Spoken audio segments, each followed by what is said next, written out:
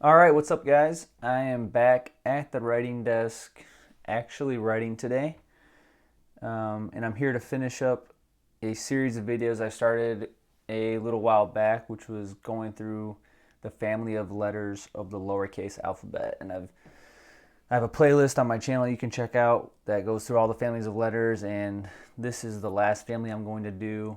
I haven't covered every single letter in these videos, but I've covered each what I would call the families of letters, which is a grouping of letters that are similar and have similar movements. So I think it's pretty comprehensive, and this one is going to finish up that series and call it complete. Appreciate everybody that's watched the videos so far. Tried a few different formats for these videos, so it's not the super consistent thing, but that's just kind of how we do it around here. So let's jump into the form analysis for this family, which if you can't tell, this is the V and X family. Very similar letters here. And I would, before we even start out, I would just recommend checking out Modern Business Penmanship by E.C. Mills, and specifically Plate 20. So find that book online. And this is a great plate for the V and X. It has some great drills here and some really basic words you can use to practice each letter. So this is definitely kind of what I've based this video on and my practice of these letters. So all right, form analysis. So you can see here, I'll do the V first. We have this entry stroke, which is a left curve or overturn, and it's going right on along the connective slant here. Connective slant, which is 29 degrees in this video. Pretty common.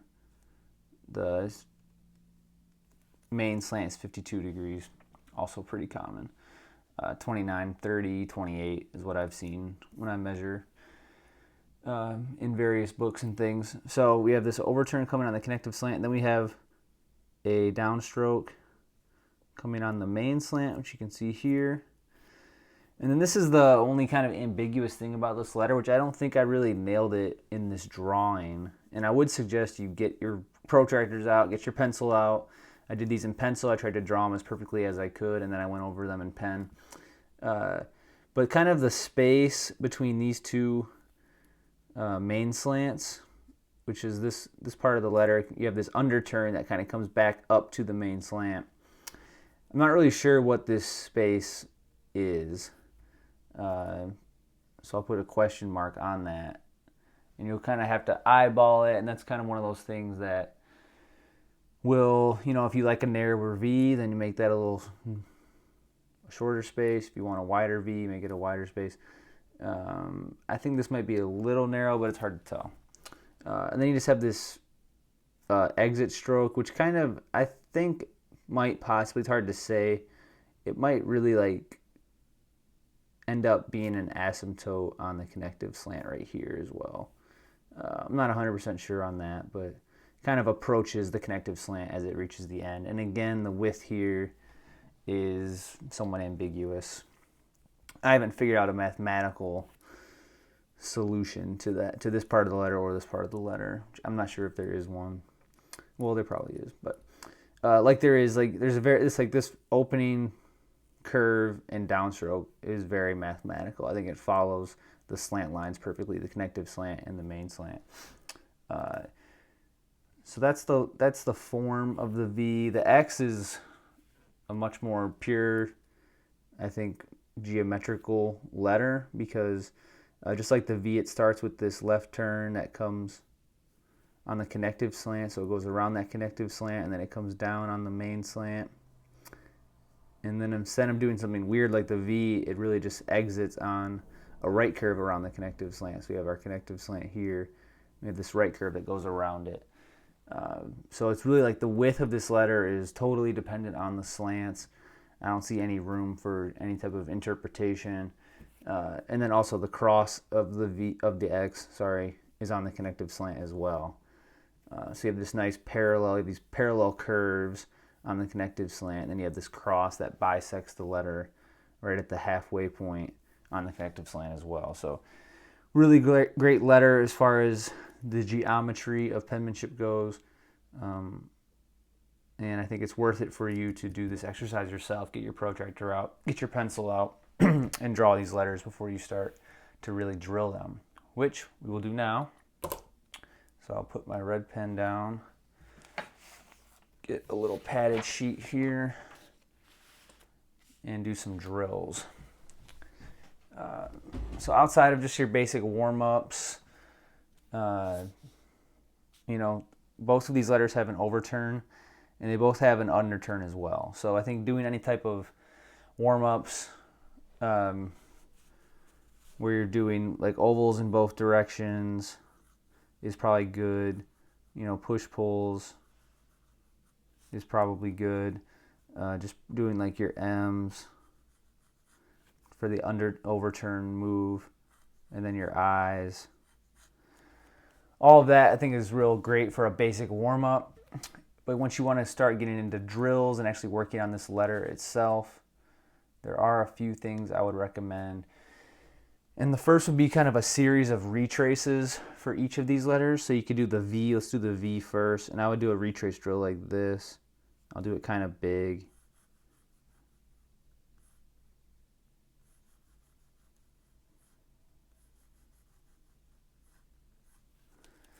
So just like that, and as you do these, I would kind of pay attention to spacing. I don't like this spacing is probably good, and I made it a little short here. So I'll do it again.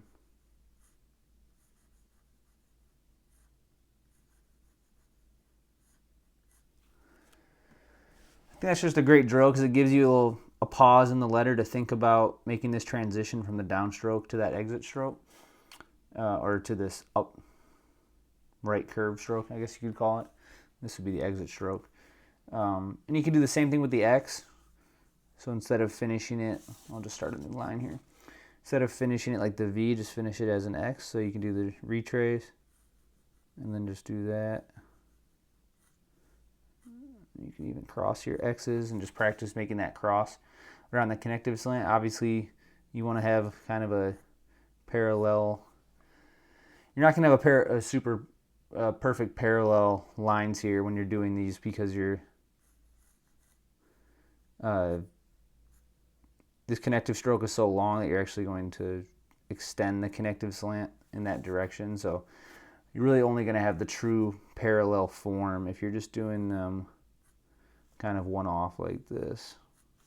But anyways, I would practice doing this retrace drill because, like I said before, it gives your brain kind of time to pause and think before it makes that second stroke. Also, when you're doing these in a row, it can be really difficult when you first start to do them like this.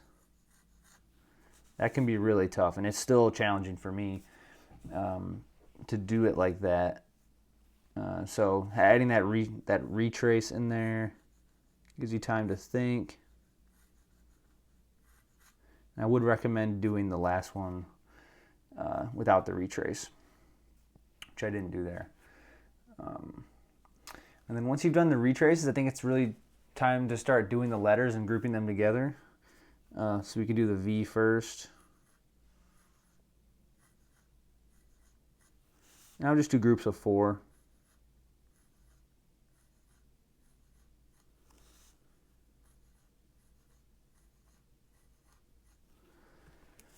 And just like with anything, you know, analyze your mistakes when you're doing these. You can kind of see, you know, all right, am I on the connective slant with this entry stroke? Is my downstroke on the main slant? Does this middle part of the letter get back to the main slant? Is it too wide? Is it too narrow? You know, like this one got a little rounded here on the bottom.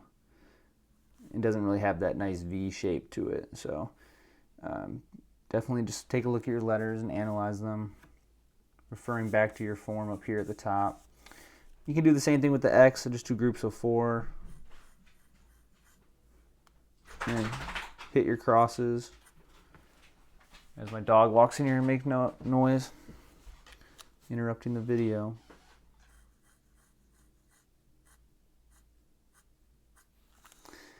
Maybe play with them, making them a little more spaced out.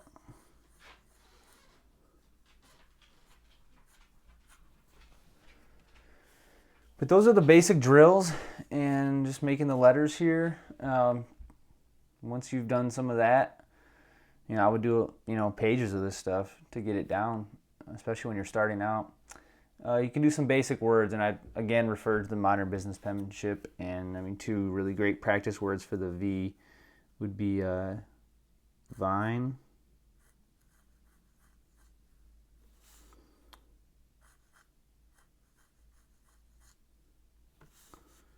and then to incorporate the V and the X, you can do vex.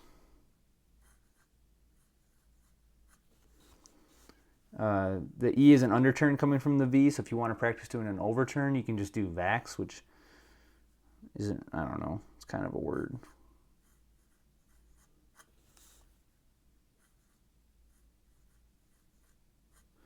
Just to practice going into an overturn, an overturn instead of the underturn for the next letter.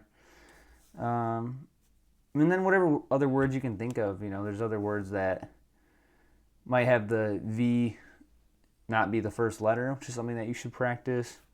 Something like dive. It would be a good word. Just anything where the V, a V is a letter that you're going to experience in the middle of words, not just at the beginning, obviously. The X is a letter that, I've practiced starting words with X. I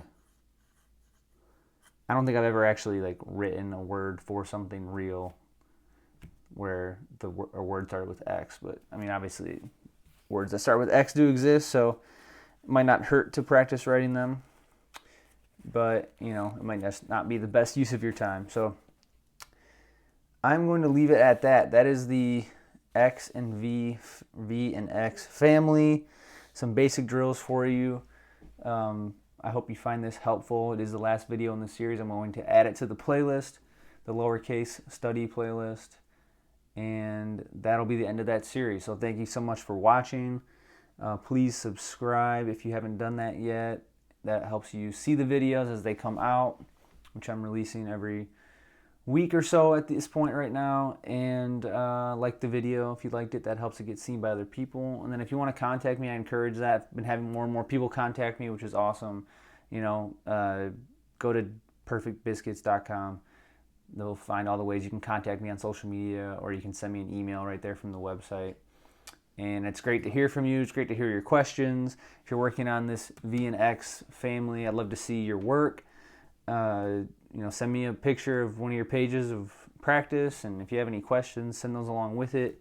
I love to see the progress. I love to see people that care about this stuff and are practicing it. So that makes it all worthwhile for me. So thank you so much for watching, and we will catch you next time.